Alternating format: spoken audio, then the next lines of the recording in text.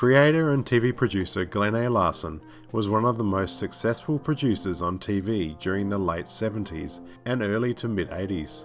You could say Larson was the J.J. Abrams of his time. His work would include Battlestar Galactica, Buck Rogers in the 25th Century, Magnum P.I., and Knight Rider, which was one of Larson's biggest hits for Universal Television.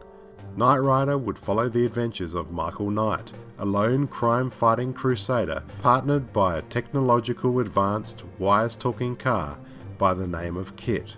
Knight Rider ran for 4 seasons for 90 episodes on NBC from 1982 to 1986. Knight Rider was actually birthed from a pitch, which was in fact just a joke, after head of programming at NBC, Brandon Tartikoff, heard the executives at NBC complaining about the problems of casting handsome leading men in a television series, mainly due to their poor acting abilities and lack of good quality lead male actors. Tartikoff thought it would be fun to stir the executives and do a joke pitch that him and his assistant would come up with.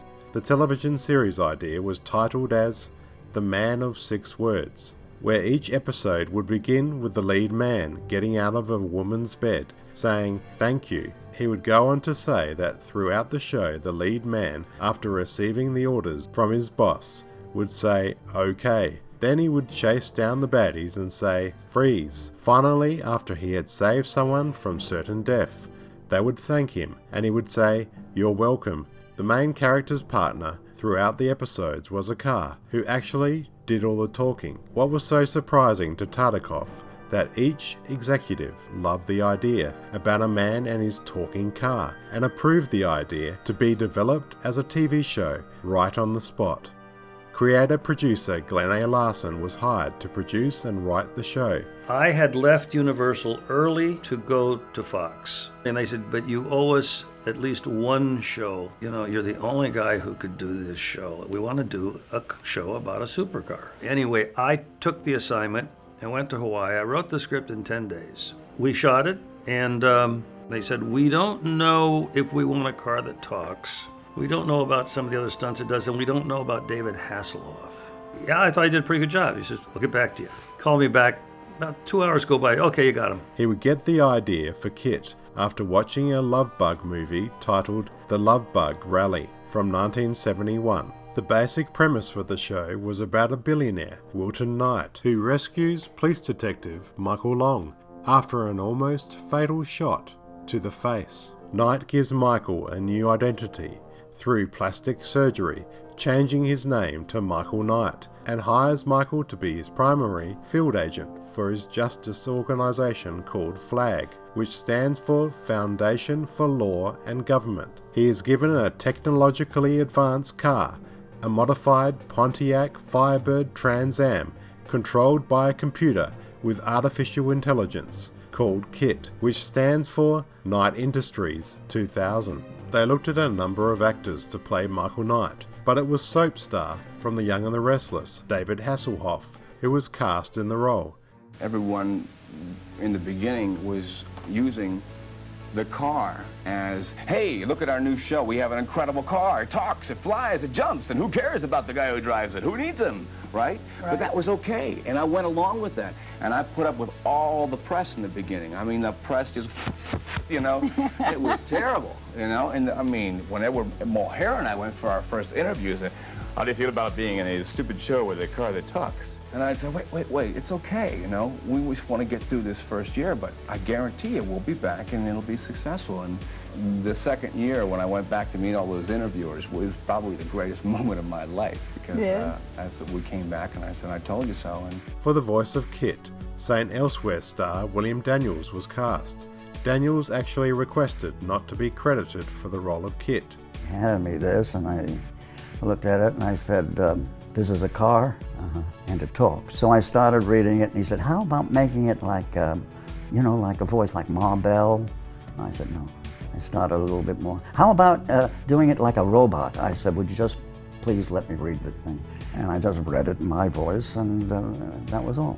3 weeks later, he calls me and he said, listen, we sold this, and we went like you to do it. I said, well, I'm doing St. El's voice. He said, we know that. It's the same network. We'll work it out. So my agent said, Bill, you can't turn that down. I mean, they're going to work around you. William Daniels would record his lines as KITT on his days off from St. Elsewhere. So that's what we did, and with that, I'd go in there and knock it off in maybe 50 minutes a show. Interesting to note that David Hasselhoff and William Daniels did not meet until 6 months later at a production party after filming Season 1. Edward Mulhare was cast as Devon Miles, the leader and spokesman for Flag, appearing in every episode to give Michael and KITT their mission details. Mulhare's original credits included the TV show The Ghost of Mrs. Muir. Patricia McPherson played Dr. Bonnie Barstow, the chief technician of KITT. After the first season, she was fired,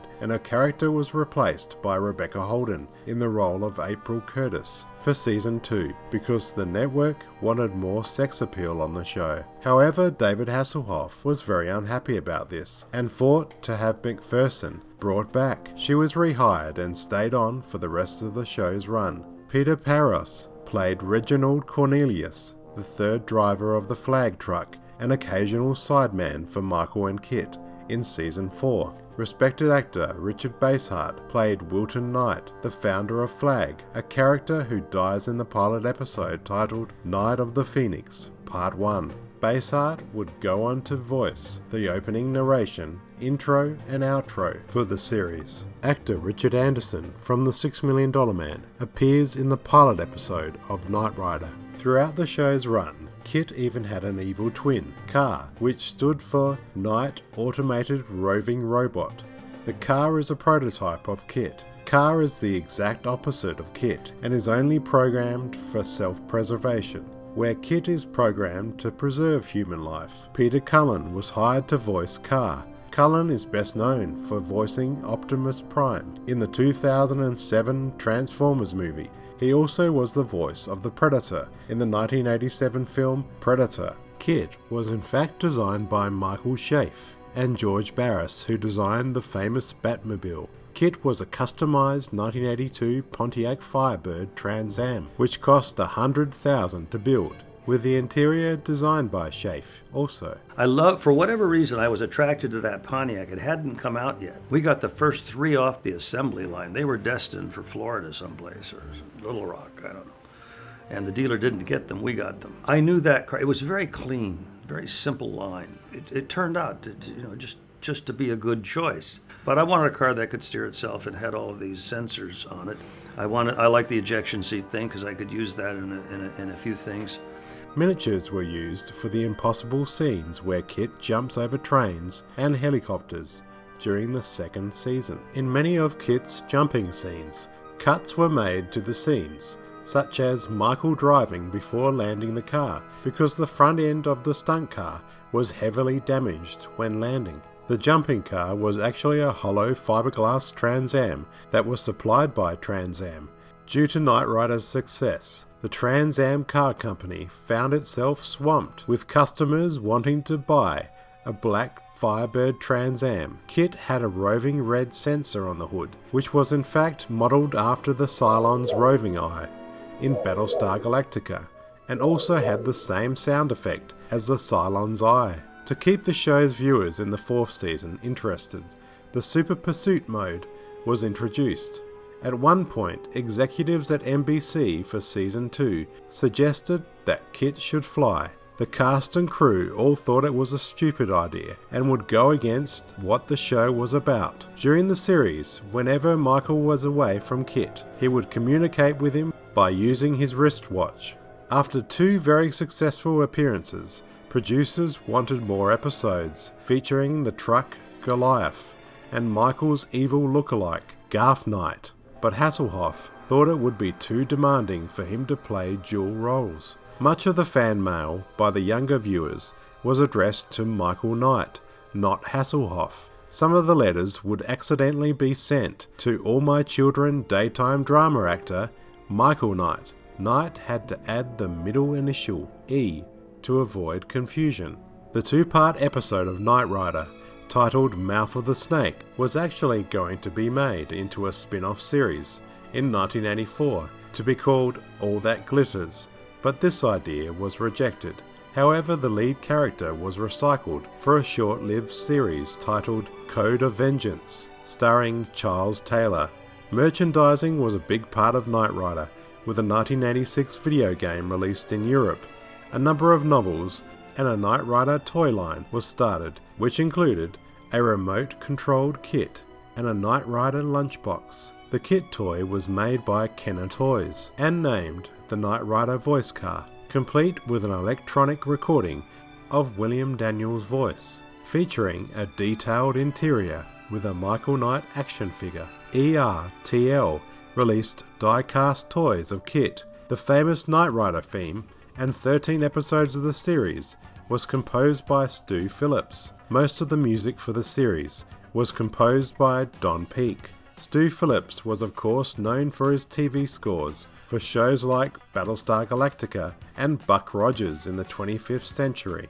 After the run of Knight Rider, 3 TV movies were made, with Knight Rider 2000 in 1991 with David Hasselhoff reprising his famous role, followed in 1994 by Knight Rider 2010 in 1994. They even tried to resurrect the series in 1997 with the series Team Knight Rider, which was set 10 years after the original series and ran for just 1 season, and due to poor ratings, the show was cancelled. A TV film, Knight Rider, in 2008 was made to coincide with a new series. Glenn A. Larson wrote the first script draft of the series. The lead character, Mike Tracier, was the estranged son of Michael Knight.